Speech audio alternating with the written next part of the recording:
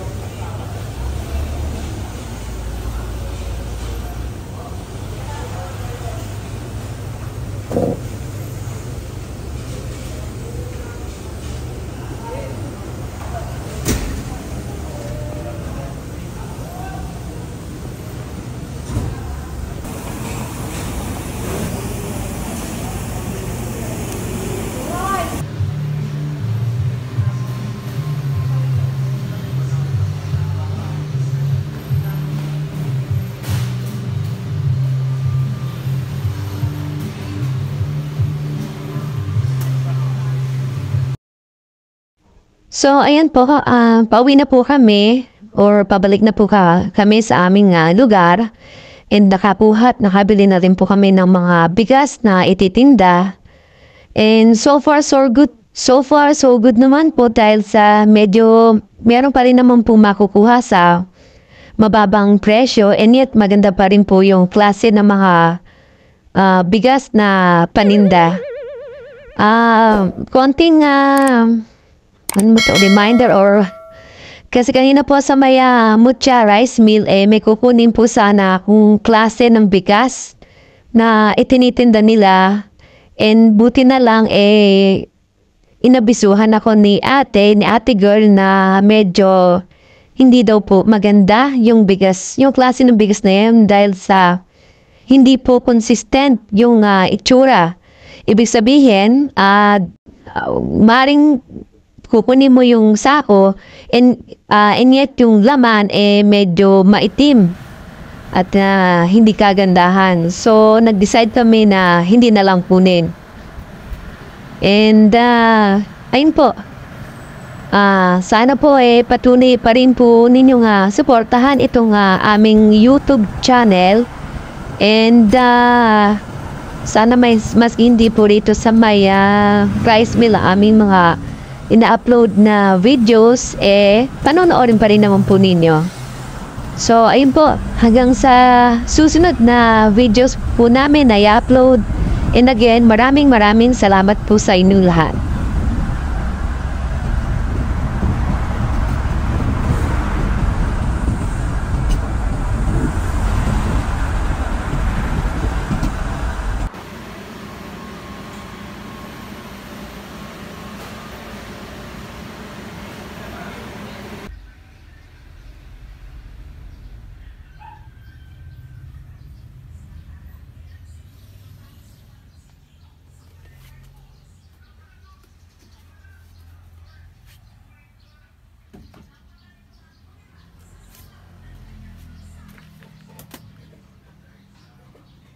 Thanks for watching.